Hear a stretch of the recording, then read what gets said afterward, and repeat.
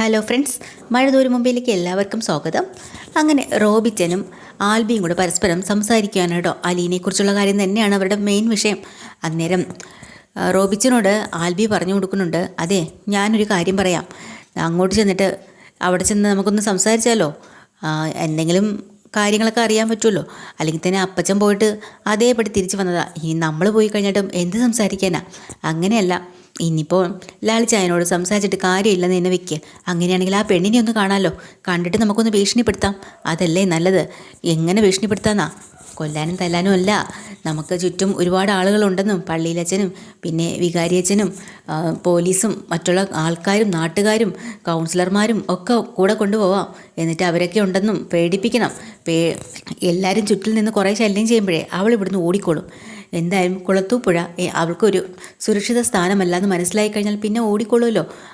അത് ശരിയാണ്, പേടിപ്പിച്ച് ഓടിപ്പിക്കാനേ പറ്റുള്ളൂ, അല്ലാതെ ലാലിച്ചനോട് പറഞ്ഞിട്ട് യാതൊരു കാര്യവുമില്ല.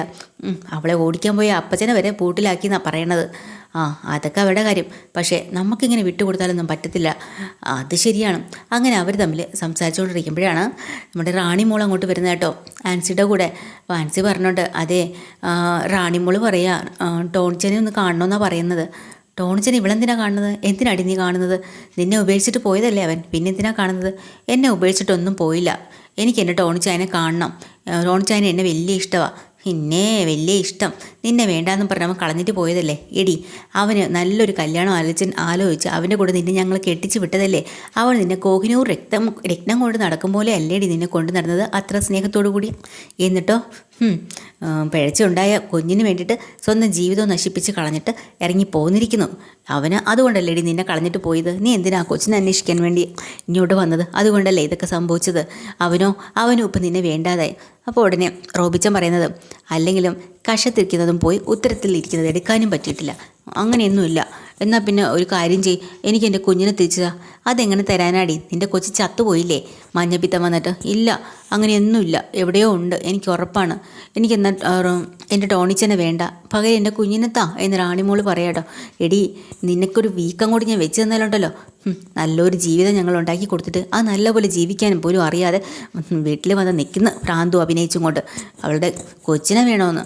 നിനക്ക് ഞാൻ ഒരു വീക്ക് അങ്ങോട്ട് വെച്ച് തന്നാലുണ്ടല്ലോ എന്ന് പറഞ്ഞ് കൈ അങ്ങോട്ട് പോകാട്ടോ. പെട്ടെന്ന് ആൻസി പറയാം, എന്താ നിങ്ങളിങ്ങനെ, സുഖമില്ലാത്ത കുട്ടിയല്ലേ, അവളെന്തെങ്കിലുമൊക്കെ പറഞ്ഞ് നിങ്ങൾ ഇങ്ങനെയാണോ പെരുമാറേണ്ടത്? ഒന്നും പോയേ അങ്ങോട്ട്, വാ മോളെ എന്ന് പറഞ്ഞുകൊണ്ട് ആൻസി വിളിച്ചുകൊണ്ട് പോകാട്ടോ. അങ്ങനെ ഇവരെങ്ങനെയെങ്കിലും കുളത്തൂപ്പുഴ എത്തണമെന്നുള്ള കാര്യത്തിൽ തീരുമാനത്തിലിരിക്കണം. അങ്ങനെ കുളത്തൂപ്പുഴ നമ്മുടെ അലിയണാണെങ്കിൽ രാവിലെ തന്നെ ചെടികൾക്ക് വെള്ളം സ്പ്രേ ചെയ്യുകയും ഒക്കെ ചെയ്യാം കേട്ടോ. ഇതും കണ്ടുകൊണ്ട് ആൻ്റപ്പൻ അങ്ങോട്ട് വന്നിട്ടുണ്ട്. ആൻ്റപ്പൻ പെട്ടെന്ന് പേടിച്ചു പോകാട്ടോ, കാരണം കുഞ്ഞിനെ കൊണ്ട് ഇനി ജോലി ചെയ്യിപ്പിച്ചെന്ന് അറിഞ്ഞു കഴിഞ്ഞാൽ കേണൽ സഭ എന്തെങ്കിലും വഴക്ക് പറയും. അതുകൊണ്ട് തന്നെ, എന്താ മോളെ നീ ഇതൊക്കെ ചെയ്യുന്നത്? ഇതൊക്കെ ഞാൻ ചെയ്തോളാം. അതിപ്പം ഞാൻ ചെയ്താൽ എന്താ ആൻ്റപ്പൻ ചേട്ടാ?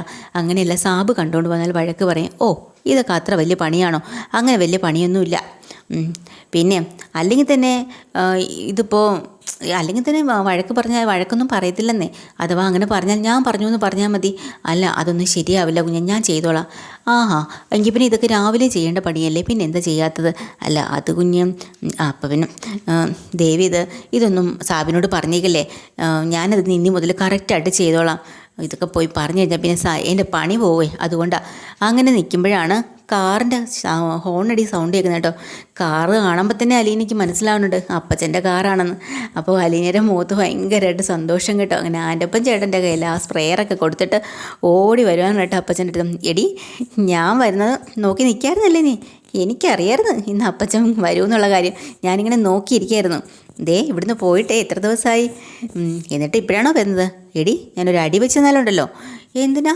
അല്ല, ഞാൻ ഇന്നലെ എടി ഇവിടുന്ന് പോയത്. ഇന്നലെയാണോ? എനിക്ക് പക്ഷേ കുറേ ദിവസം ആയതുപോലെ തോന്നും. അതങ്ങനെയാടി, സ്നേഹമുള്ളവർ പിരിഞ്ഞിരിക്കുമ്പോഴേ അരമണിക്കൂറായാലും നമുക്ക് ഒരുപാട് ദിവസം ആയതുപോലെ തോന്നും. എന്തായി വിശേഷം? എൻ്റെ പൊന്നുമോളെ, കാര്യങ്ങളെല്ലാം ആകെ കലങ്ങി മറിഞ്ഞ് കിടക്കാണ്. എന്താ അവിടെ ഭയങ്കര വെള്ളപ്പൊക്കമാണോ അപ്പച്ച? അതല്ലെന്നേ എടി, നീ ഇവിടെ വന്ന വിവരം അവിടെ അറിഞ്ഞിട്ടേ ആകെ പ്രശ്നങ്ങളായോ? കൊള്ളാം. ലാലിച്ചൻ്റെ അഞ്ചലുള്ള വീട്ടിൽ ഭൂകമ്പം, അവിടെ പുനലൂരുള്ള വീട്ടിലാണെങ്കിൽ ഭയങ്കര ചുഴലി, പിന്നെ അവരുടെ ഔസേപ്പിൻ്റെ വീട്ടിലാണെങ്കിലോ പിന്നെ സുനാമി. പറയണ്ടല്ലോ, ഓരോരുത്തരും പ്രശ്നങ്ങൾ തുടങ്ങിയിട്ടുണ്ട്. അത് ശരി. അപ്പോൾ എന്നെക്കൊണ്ട് കുടുംബത്തിൽ ഇത്രയൊക്കെ സാധിച്ചു അല്ലേ? ഇങ്ങനെയാണെങ്കിൽ എന്നെ കൊല്ലാൻ വേണ്ടി ലാലിച്ചൻ്റെ ആൾക്കാരെല്ലാം കൂടി ഇങ്ങോട്ട് പാഞ്ഞു വരുമോ? അയ്യടാ, അങ്ങനെ വരാനായിട്ട് ആർക്കാ ധൈര്യം? നിൻ്റെ അപ്പനുണ്ടല്ലോ, കേണൽ സ്റ്റാൻലി ജോസഫ്, അവനെ ഒരു സിംഹമായതുകൊണ്ടാണ്. അല്ലെങ്കിൽ എല്ലാവരും കൂടെ പന്തവും കൊളുത്തി പടയായിട്ട് ഇവിടെ വന്നേനെ, എന്നിട്ട് നിന്നെ ഇവിടുന്ന് ഓടിക്കുമായിരുന്നു. എല്ലാവരും കൂടെ വന്ന് നമ്മുടെ കേണലിനെ ഉപദ്രവിക്കോ? പിന്നെ കേടലിൻ്റെ കയ്യിലേ ഇരട്ടക്കുഴലുള്ള റൈഫിളാണ് ഉള്ളത്. അത് കാണുമ്പോൾ തന്നെ എല്ലാവൻ്റെയും മുട്ടുകാല് വിറയ്ക്കും. കേണലിനെ തൊടാൻ ധൈര്യമുള്ള ഇന്ന് ഒരുത്തനെ ജീവിച്ചിരിപ്പില്ല. പക്ഷേ നിന്നെ ഇവിടുന്ന് പറിച്ചു മാറ്റാൻ വേണ്ടി അവർ 18 ഇടവും പയറ്റും. ഞാൻ സ്ഥലം വിട്ട് പോകേണ്ടി വരുമോ വല്യപ്പച്ച? ഓ, നമുക്ക് അതൊക്കെ നോക്കാം, നീ സമാധാനമായിട്ടിരിക്കുക. ഇവിടുത്തെ കാര്യങ്ങളൊക്കെ എന്തായി? ഓക്കെ ആയോ? ഇവിടെ ഞാൻ സമരം ചെയ്തുകൊണ്ടിരിക്കുക. സമരോ? എന്നാ സമരം? ഉപവാസം. ലാലിച്ചതിനെതിരെ ഉപവാസം. കൊള്ളാം. നീ പട്ടിണി കിടന്ന് ചത്തു പോത്തേ ഉള്ളൂ. എനിക്കും അങ്ങനൊരു സംശയമുണ്ട്. അതുകൊണ്ട് ഞാൻ ഒന്നിടവിട്ടുള്ള ദിവസത്തിലാണ് ഉപവാസം. ഇന്ന് ഉപവാസമാണെങ്കിൽ നാളെ ഞാൻ മൂക്കുമുട്ടനത്തിനും. അങ്ങനെയാണ്. കൊള്ളാം. തോക്ക് പിടിച്ച ശത്രുവിൻ്റെ നേർക്ക് യുദ്ധം ചെയ്ത പട്ടാളക്കാരൻ്റെ നേർക്കാണോ കുഞ്ഞേ നിൻ്റെ ഈ ഉപവാസവും നിരാഹാരമൊക്കെ? അവൻ ഇതൊക്കെ വെറും പുല്ലാണേ. വല്യപ്പച്ച, എൻ്റെ കയ്യിൽ തോക്കില്ല, കടാരയുമില്ല. കേണലിനെ പേടിപ്പിക്കാൻ ഒരു പേന കത്തി പോലും ഇല്ല. പക്ഷേ ഞാൻ നോക്കിയിട്ട് ഇത് മാത്രമേ വഴിയുള്ളൂ. ലാലിച്ചൻ അറിഞ്ഞോ നീ സമരം ചെയ്യുകയാണെന്ന്? ഞാൻ പറഞ്ഞു വേണ്ടായിരുന്നു മോളെ. വല്യപ്പച്ചൻ എനിക്ക് വാക്ക് തന്നിട്ടുണ്ട് എൻ്റെ കൂടെ നിൽക്കത്തുള്ളൂ എന്ന്. അതൊക്കെ ശരി തന്നെ, പക്ഷേ ഇത് കുറച്ച് കടുപ്പായി പോയില്ലേ? 1-2 ദിവസം പട്ടിണി കിടക്കാന്ന് വെച്ചാൽ വിശക്കത്തില്ലേ? ഞാൻ എന്തോരം വിശപ്പ് സഹിച്ചിരിക്കുന്നു സ്നേഹനികേയത്തിൽ വെച്ച്. അപ്പോൾ അപ്പച്ചൻ്റെ മുഖം താന്നു പോയി കേട്ടോ. വല്യപ്പച്ച, വാക്ക് തെറ്റിക്കോ? ഞാൻ നിൻ്റെ കൂടെ തന്നെയാണ്. സമരം നമ്മൾ ജയിക്കും. ലാലിച്ചൻ കോംപ്രമൈസിന് വരും, അത് ഉറപ്പാണ്. എനിക്ക് തോന്നുന്നില്ല മോളെ. പക്ഷേ പട്ടിണി കിടക്കാത്ത സമരം പോരെ? അതൊന്നും കുഴപ്പമില്ല വല്യപ്പച്ച.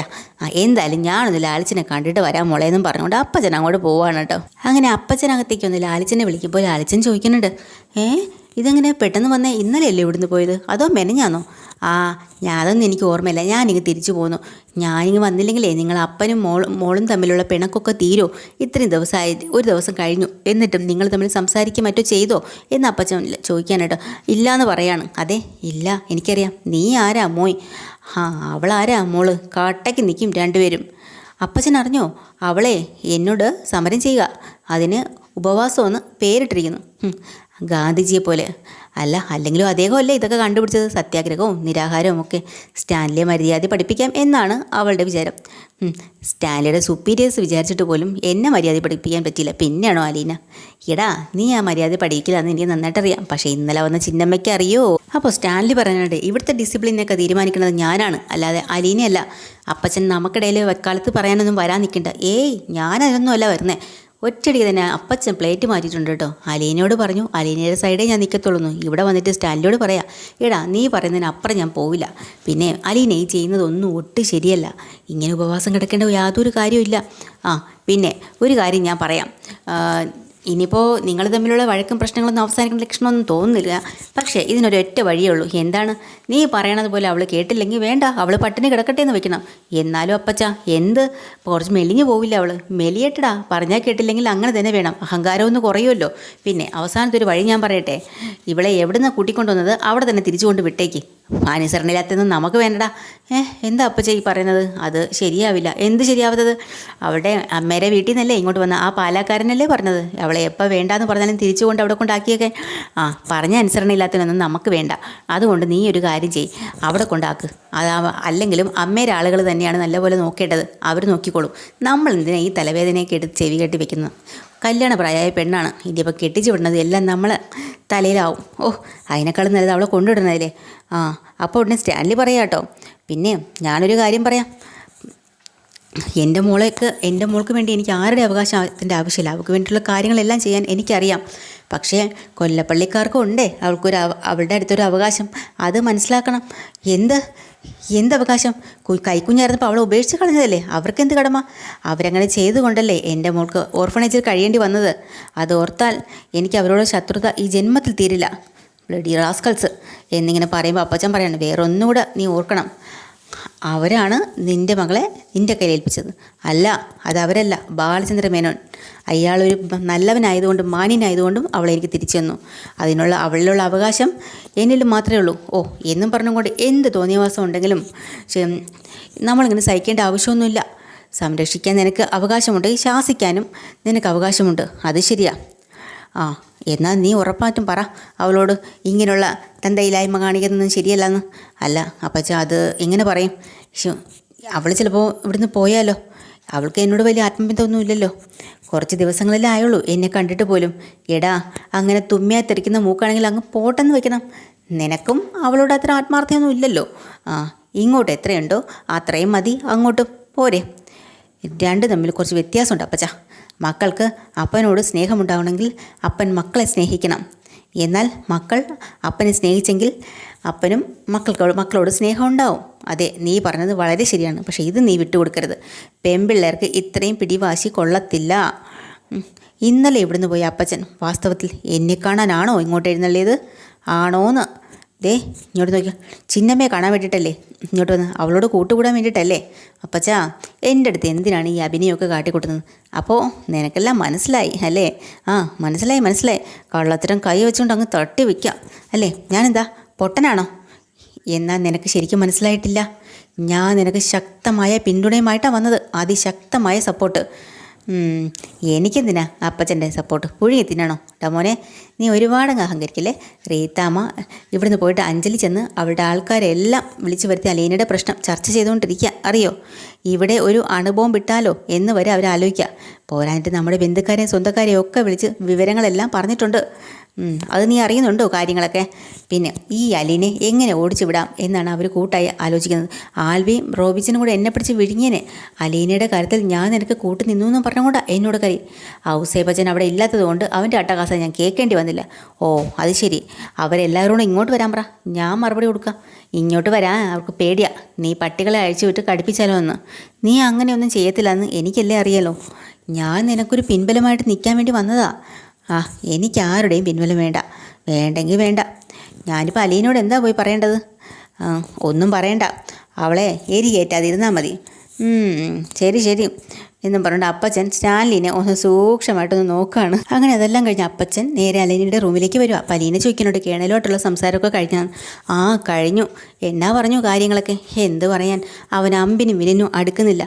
ഞാൻ നിൻ്റെ സൈഡാണെന്നുള്ളതൊക്കെ അവന് മനസ്സിലായിട്ടുണ്ട് കേട്ടോ, അതാണ് സത്യം. ഓ ശരി. അവരുടെ അലീന ചിരിക്കാൻ കേട്ടോ. വല്യപ്പച്ചനോട് ദേഷ്യപ്പെടുകയോ മറ്റോ ചെയ്തോ? എന്നോടും അത്ര രസത്തിലൊന്നുമില്ല. അതൊന്നും സാരമില്ല. പക്ഷേ ഈ ഉപവാസം വേണോ കുഞ്ഞേ? സ്വന്തം തടി കേടാകുന്ന പരിപാടിയല്ലേ? എൻ്റെ തടി കേടായാലും വേണ്ടില്ല, ഒരാളുടെ മനസ്സിൻ്റെ കേട് തീർക്കാൻ വേണ്ടിയിട്ടല്ലേ. ഇതൊന്നും ലാലിച്ചൻ കേൾക്കണ്ട കേട്ടല്ലോ. ഒരു കാര്യം എനിക്ക് ഉറപ്പായി, ഈ സ്റ്റാൻലി പപ്പയും ഇവിടുത്തെ ഭാര്യയും മക്കളും കുടുംബക്കാരും ഒക്കെ ആയിട്ട് എന്തൊക്കെയോ പ്രശ്നങ്ങളുണ്ട്. അതൊന്നും വല്യപ്പച്ചനോട് പറയുന്നുമില്ല. എൻ്റെ പൊന്നുമോളെ, എനിക്കൊന്നും അറിയാൻ മേലെന്നേ. കേണലിൻ്റെ വൈഫ് എന്തുകൊണ്ട് ഇങ്ങോട്ട് വരാത്തത്? ഒരു പ്രാവശ്യം പോലും വന്നില്ലല്ലോ. അഞ്ചൽ എന്ന് പറയുന്ന സ്ഥലം ഇവിടുന്ന് കുറച്ച് ദൂരമല്ലേ ഉള്ളൂ, പിന്നെന്താ വരാത്തത് എന്നിങ്ങനെ ചോദിക്കുന്നുണ്ട് കേട്ടോ അലീന. ഉത്തരം പറയാനാകാതെ നമ്മൾ അപ്പച്ചൻ ഇങ്ങനെ നിൽക്കുകയാണ്. ഇന്നത്തെ എപ്പിസോഡ് ഡീറ്റെയിൽഡ് എപ്പിസോഡ് വീണ്ടും വരാം. ചാനൽ ഇഷ്ടമായി ലൈക്ക് ചെയ്യുക, സബ്സ്ക്രൈബ് ചെയ്യുക. താങ്ക്